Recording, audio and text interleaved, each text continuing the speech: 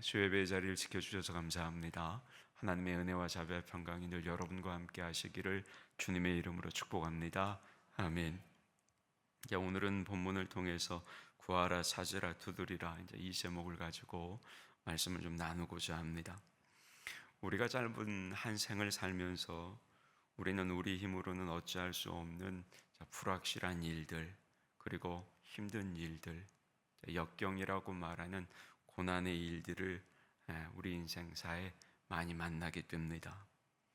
그럴 때면 어때요? 누군가를 붙들고 내 마음속에 담아두었던 그런 이야기들, 답답한 이야기들을 좀 실컷 털어놓고 싶을 때가 있습니다. 그런데 사실 그렇게 내 마음속 이야기에 진지하게 귀를 기울여주는 사람들이 많지 않을 뿐만 아니라 설령 그렇게 내 이야기를 들어줄 사람들을 만난다 하더라도 사실 문제 해결에는 그렇게 썩 별 도움이 되지 않을 때가 많다는 것이죠. 물론 그럼에도 내 마음속 답답함을 이야기라도 할 수 있으면 그건 고마운 일이긴 합니다. 그런 이유 때문에 사실 오늘 본문과 같은 말씀을 우리가 묵상하게 되면 우리의 가슴 속에 위로를 받고 또 때로는 내 가슴이 시원해지는 것을 느끼기도 합니다. 간단하면서도, 다시 말해 단순하면서도 소박한 내용이 이 말씀을 묵상하다 보면 내 마음에 평안함을 주고 또 신뢰감을 주어서 우리의 영혼이 마치 물된 동산처럼 풍요로워지는 그런 마음을 느끼게 되기 때문이죠. 자, 여러분 혹시 기억하실지 모르겠습니다만 마태복음 6장에서 주님께서 무엇을 말씀하셨는지 기억나세요? 그럴 줄 알고 제가 말씀드릴게요. 무엇을 마실까, 무엇을 먹을까, 무엇을 입을까 염려하지 말아라. 예수님께서 마태복음 6장에서 그 이야기 하셨어요. 그런데 여러분, 그렇게 무엇을 마실까, 무엇을 먹을까, 무엇을 입을까 염려하지 말아라 이렇게 말씀하시던 예수님께서 오늘 우리가 함께 받았던 마태복음 7장에서 뭐라고 말씀하세요? 구하라, 찾으라, 두드리라 이렇게 말씀하시는 거거든요. 그러면 여러분 좀 이상하지 않으세요? 저만 이상한가요?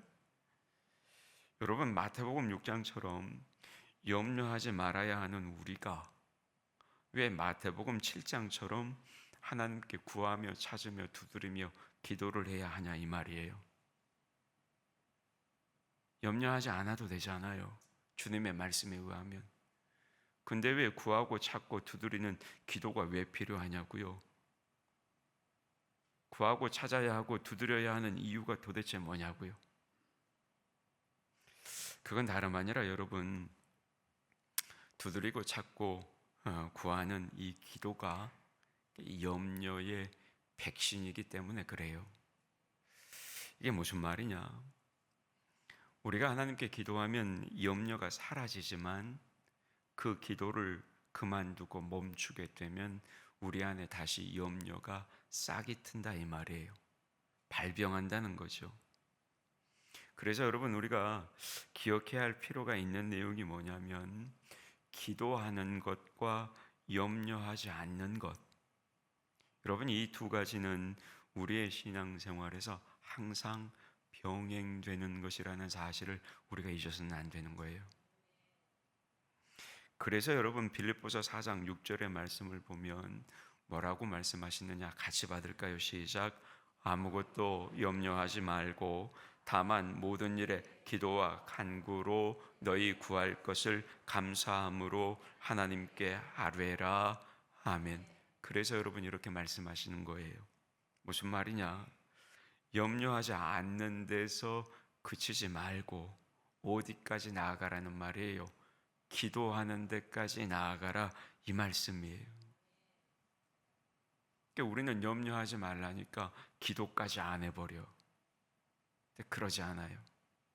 예수님께서는 그래서 마태복음 6장에서 염려하지 말라 말씀하시고 마태복음 7장으로 넘어오면서 기도하라고 가르치시는 겁니다. 이 기도가 우리 염려의 백신, 예방책이 되기 때문입니다. 따라서 여러분, 염려하는 데서만 그치지 말고, 염려하지 않는 데서만 그치지 말고 우리의 신앙이 기도하는 데까지 나아가야 한다는 사실, 그 사실을 잊지 마시기를 바랍니다. 어쩌면 이 말씀이 되게 모순되게 보이는데 사실은 이 두 가지가 제대로 함께 병행이 될 때 비로소 우리의 영혼이 하나님이 주신 평안으로 가득할 수 있다라는 사실입니다. 그러니까 염려하지 않는 것, 그리고 기도하는 것은 항상 우리 신앙생활에서 병행되어야 한다는 사실, 그걸 잊지 마시기를 바랍니다. 그래서 오늘 본문을 보면 예수님께서 기도를 세 가지로 표현하시죠. 그게 이제 오늘 말씀의 제목이죠. 간단하게 요약한 겁니다만 뭐라고 기도를 세 가지로 표현하시느냐? 구하라, 찾으라, 두드리라, 이렇게 표현하십니다. 그러면 여러분, 구하라, 찾으라, 두드리라 이렇게 예수님께서 표현하셨으니까 예수님의 말씀은 기도가 이렇게 세 가지로 구별된다 이 말일까요? 아니에요. 그건 아니에요. 예수님의 이 말씀은 무슨 의미냐면 기도가 세 가지로 구별되는 것이 아니라 기도를 강조하기 위해서 예수님께서 삼중으로 강조하고 계신다는 거예요. 그러니까 기도는 우리의 열정을 담아서 하나님께 아뢰는 것이고, 기도는 끈기 있게 하나님께 매달리는 것이고, 기도는 포기할 줄 모르는 집념을 가지고 하나님께 우리의 마음을 토하는 것이다. 이걸 주님께서 가르쳐 주시고 있다 이 말이에요. 맞는 말이죠, 여러분. 예수님의 이 말씀이 맞습니다. 하나님은 우리가 수월하게 하는 몇 마디의 기도도 들으시지만 기도의 핵심은 구하고 찾고 두드리는 그 열정과 끈기와 진념에 있다는 사실, 그것을 우리는 알아야 한다는 거죠. 그리고 여러분, 이런 의미에서 기도는 우리가 개인적으로 그리고 현실적으로 부딪히는 여러 가지 절박한 문제를 가지고 하나님 앞에서 씨름하는 것이다, 이렇게 기도를 말할 수가 있는 겁니다. 이것이 다름 아니라 오늘 본문이 말하는 구하고 찾고 두드리는 기도라는 것입니다. 그런데 여러분, 누가복음 11장을 읽어보면 오늘 본문과 동일한 내용을 다루는 말씀이 나와요. 누가복음 11장에. 그럼에도 오늘 본문에 기록된 마태복음과의 차이가 누가복음 11장과 하나 차이가 있습니다. 그게 뭐냐면 누가복음 11장에서는 예수님께서 본문의 이해를 돕고자 해서 하나의 예화를 들어서 사용하고 계신다는 거예요. 누가복음 11장을 보면 오늘 말씀과 동일한 내용을 다루면서 예화를 하나, 이야기를 하나 말씀하십니다. 그 내용이 어떤 내용이냐면 이런 내용이에요. 어떤 가정에 밤늦게 귀한 손님이 찾아옵니다. 요즘은 방문할 일이 있으면 미리 전화도 하고 톡도 남기고 약속을 하겠지만 옛날에는 그런 통신수단이 없었기 때문에 예고 없이 손님들이 들이닥칠 때가 있었다는 거죠. 그런데 그날따라 만들어 놓은 빵도 다 떨어지고 그 손님의 배를 채울 만한 다른 음식이 하나도 없는 겁니다. 다시 새로 빵을 굽자니 밀가루를 발효시키는데 시간이 너무 많이 걸리고, 그렇다고 하루 종일 먼 길을 걸어온 귀한 손님을 굶게 할 수도 없는 노릇이었습니다. 그래서 이 이야기의 주인공은 국립 끝에 어떤 방법을 선택하느냐, 조금 떨어진 곳에 있는 친구의 집에 이제 먹을 것을 빌리러 찾아가기로 생각합니다. 그리고 그렇게 찾아간 친구의 집인데 우려한 대로 벌써 창문에는 불이 꺼져 있었습니다. 이미 자녀들과 함께 그 친구가 잠자리에 들어간 후였던 겁니다. 당시에 여러분, 유대 나라의 집은 대문이나 마당이 없는 조그만 단독 가옥의 형태였습니다. 그래서 방문 앞에 가서 두드리고 이야기하면 방문을 열지 않고도 말소리를 서로 알아들을 수 있는 그 정도의 집이었습니다. 이 친구가 잠든 친구의 집 문 밖에 서서 한참을 망설입니다. 두드릴까 말까. 그러다가 포기하고 몸을 돌리려는 순간에 누가 떠오르느냐? 자신의 집에서 고픈 배를 쥐어잡고 잠을 청해야 하는 그 손님의 얼굴이 눈에 밟히는 겁니다. 한운 수 없이 이 친구가 돌아서서 체면불구하고 용기를 내어 친구의 집 문을 두드립니다. 똑똑똑. 방 안에서 누구요 하는 대답이 들리겠죠. 친구 날쌔. 우리 집에 너무 귀한 손님이 오셨는데 마침 먹을 빵이 다 떨어졌다네. 이렇게 늦은 시간 잠을 설치게 해서 정말 미안하네만 그래도 좀 나를 도와주게나. 빵이 있으면 몇 개만 빌려주어. 그런데 돌아오는 대답이 뭐냐? 자네도 알다시피 이렇게 가족들과 함께 벌써 잠자리에 들지 않았는가? 그러니 어쩌겠나. 미안하지만 오늘 저녁만 참으라고 하게나. 그리고 이제 늦었으니 자네도 좀 돌아가 주면 좋겠네. 돌아오는 답변이 이런 답변이었습니다. 그 말을 들으니 더 이상 대꾸할 말이 없겠죠. 어찌할 바를 몰라 그저 문 밖에서 서성거릴 뿐입니다. 그런데 도저히 발걸음이 떨어지지 않는 겁니다. 안 되겠다. 안면몰수하고 다시 기어이 빵을 한번 얻어가야 되겠다. 그러고는 아까보다 친구 집의 문을 더 세게 두드립니다. 그러자 이번에는 이런 답변이 돌아옵니다. 친구 자네 정말 해도 너무하네. 그만 좀 돌아가 달라고 하지 않았나? 오늘 밤에는 줄 수 없으니 제발 좀 나를 좀 내버려 두게나. 이런 답변이 돌아옵니다. 그 말이 끝나기가 무섭게 다시 이 친구가 대답합니다. 친구 나 좀 제발 좀 도와주게. 내가 어떻게 빈손으로 돌아가서 손님에게 그냥 잠을 청하라고 말하겠는가? 자네가 조금만 수고해주면 되지 않겠나? 그렇게 친구가 일어날 때까지 계속 그 친구의 문을 두드리는 겁니다. 그리고 이제 그 다음 장면은 결국 그렇게 자고 있던 친구가 일어나 빵을 주어서 돌려보내는 것으로 이 이야기가 끝이 납니다. 이 이야기를 끝을 내신 주님께서는 다음의 말씀 누가복음 11장 8절의 말씀으로 이 이야기를 마무리하고 있음을 우리가 보게 되는데 누가복음 11장 8절의 말씀 화면 보고 같이 봤습니다. 시작. 내가 너희에게 말하노니 비록 벗됨을 인하여서는 일어나 주지 아니할지라도 그 강청함을 인하여 일어나 그 소용대로 주리라. 아멘. 무슨 말입니까? 친구 관계라는 이유만으로는 요구를 들어주고 싶지는 않지만 왜 들어주는 거예요? 귀찮아서 못 견딜 정도로 거듭 간청하는 그 친구의 간청 때문에 귀찮아서 결국에는 그 친구의 소원을 들어줄 수밖에 없다는 겁니다. 그러면 여러분, 예수님께서 왜 이런 이야기를 하셨을까요? 그건 나름 아니라 예수님께서도 우리의 기도에 있어서 이처럼 끝까지 구하고 찾고 두드리는 태도를 가져야 할 것을 이 비유를 통해서 말씀해 주시는 겁니다. 무슨 말이에요? 기도하려면 이렇게 끝까지 구하고 찾고 두드리라는 거예요. 멈추지 말라는 거예요. 하나님이 들어주실 때까지 하라 이 말이에요. 그래서 여러분, 예수님의 이 말씀은 우리가 하나님께 구하는 소위 기도하는 기도의 태도에 대해서 가르치시는 겁니다. 그런데 여러분, 과연 예수님의 이 말씀이 단지 기도하는 태도에 대해서만 가르쳐 주시기 위해서 이 이야기를 하셨을까요?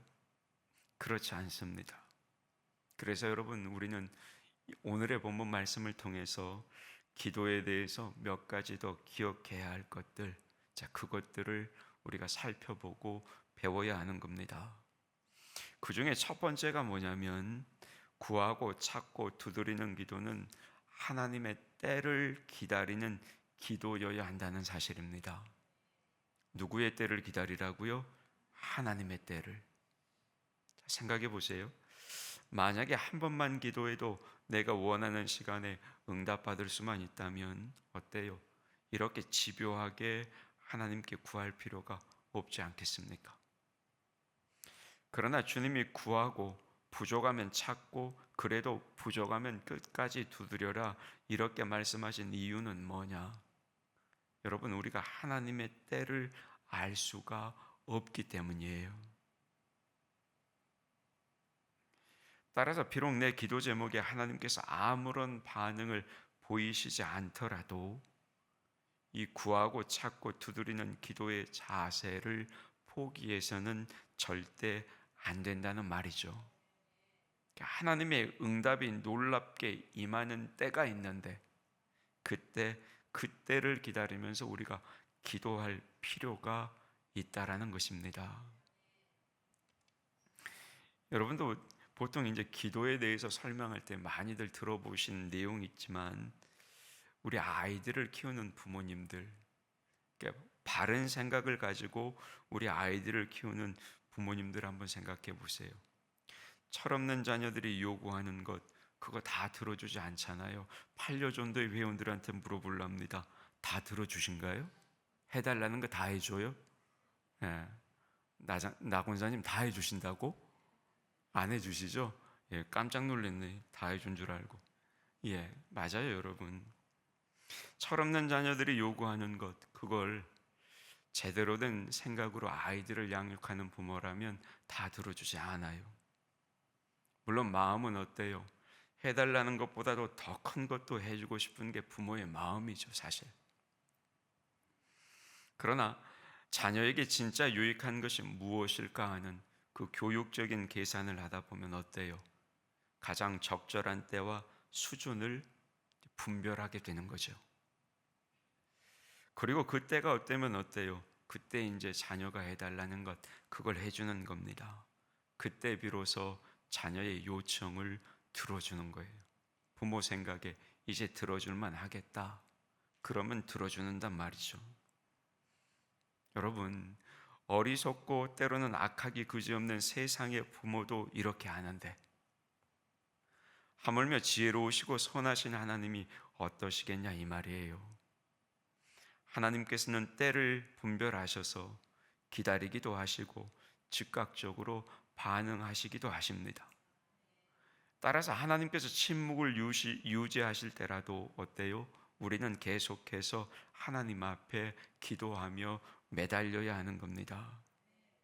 그리고 그런 과정을 통해서 우리의 신앙이 점점 더 그 깊이를 더해가는 것이고 우리의 인격이 주님이 보시기에 아름다운 인격으로 빚어져 가는 겁니다.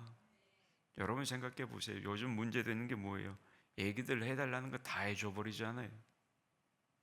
그러니까 버르장머리가 없어지는 거죠. 그래서 문제 아니에요. 여러분, 선하신 하나님께서 하나님의 때에 자녀된 우리의 기도를 응답해 주시는 겁니다. 결국 그 경험을 통해서 어때요?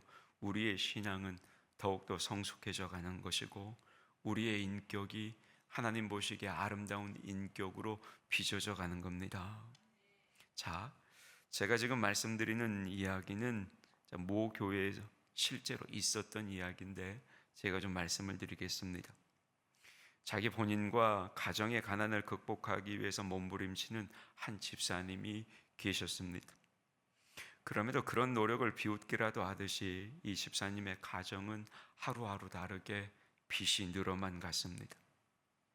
그 빚을 감당할 길이 없자 남편이 한없이 원망스러워졌고 살아갈 의욕도 없어졌겠죠.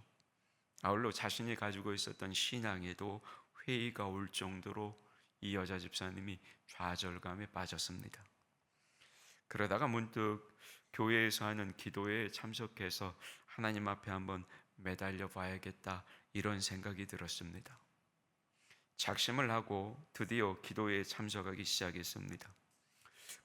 거리로 봐서는 자가용이나 택시를 이용해야 했겠지만 형편상 그러지는 못하고 꼬박 30분 이상을 걸어서 교회 기도회를 참석했습니다. 하루 종일 일하고 쉬어야 할 그 시간에 그 먼 길을 걸어와서 새벽 2, 3시까지 기도를 하고 그리고 다시 30분 이상을 걸어서 자기의 집으로 돌아가는 일, 그 일들을 반복하기 시작했습니다. 잠깐 집에 돌아가 눈을 붙이고 또다시 일하러 나가는 거죠. 많이 힘들지 않겠습니까? 그래서 이 집사님도 중간에 포기하고 싶을 정도로 힘들었어요. 그런데 이 집사님은 자기가 작정한 대로 그럼에도 불구하고 계속 기도를 해 나갔습니다. 그런데 신기한 일이 벌어지는 거죠. 신기하게도 매월 필요한 만큼 하나님께서 재물을 채워주시기 시작하신 거였습니다. 뿐만 아닙니다. 때로는 다급한 상황에서 하나님께 매달리면 그때마다 바로 하나님의 응답이 있기도 했습니다. 이 집사님에게 고3 딸이 하나가 있었는데 모의고사 성적이 그다지 좋지를 않았답니다. 한 번은 기도회에 나가서 목사님께 그 걱정을 털어놓았더니 목사님이 다음처럼 기도하라고 말씀을 해주셨다는 거예요. 딸의 눈과 마음과 손이 오답을 찍지 않고 정답을 찍을 수 있도록 하나님 도와주세요. 이렇게 기도하라고 말씀하셨다는 거예요. 그래서 이제 수능을 앞두고는 밤마다 자기 딸을 위해서 꼭 이렇게 기도를 했답니다. 수능 당일이 되어서 수능을 보는데 딸이 제일 어려워하는 과목이 수학이었대요. 그런데 이 딸이 막상 수학 시험지를 받아보니 정말로 풀 수 없는 문제가 대여섯 개가 있었다고 그래요. 공난으로 비워가지고 그냥 내기가 그래서 답을 찍었대요. 그래서 답안지를 제출했다는 거예요. 그런데 이거 아무나 되는 거 아닙니다. 5문제 중에 4문제가 맞았다는 거예요.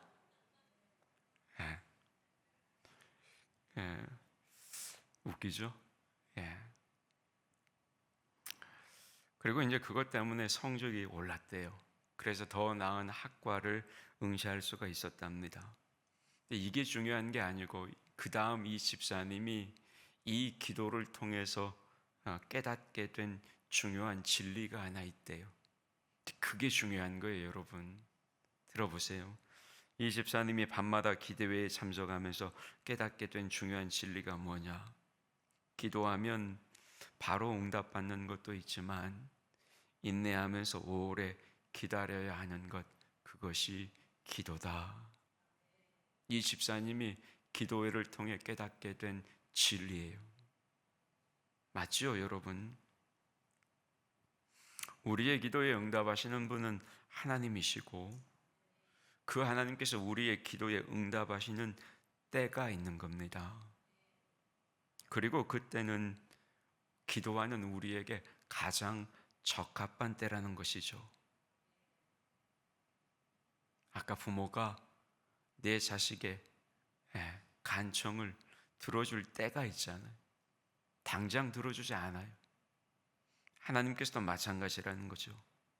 지금 당장 응답해 주실 만하면 응답해 주시지만 그렇지 않는 기도에 대해서는 하나님이 보시기에 내 자녀에게 가장 적합한 때, 그때에 응답하신다는 것입니다.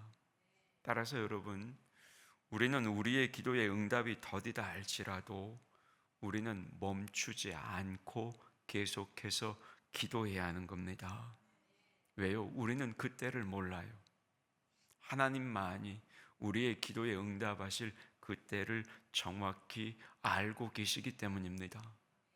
그래서 여러분, 우리가 몇 번 구해가지고 응답받지 못했다고 에라이 모르겠다, 뭔 기도는 기도요, 이러면 안 된다고요. 그런데 우리는 우리의 기도를 멈춰버릴 때가 많아요. 그러나 여러분, 우리의 기도는 멈춤이 없어야 하는 겁니다. 왜요? 하나님의 때를 우리는 알 수 없어요. 우리에게 가장 적합한 때를 아시는 분은 살아계신 하나님이십니다. 따라서 여러분, 하나님의 때에 우리의 기도에 응답하시는 살아계신 하나님, 우리는 그분을 절대 신뢰하며 우리의 기도를 멈추지 말아야 하는 겁니다.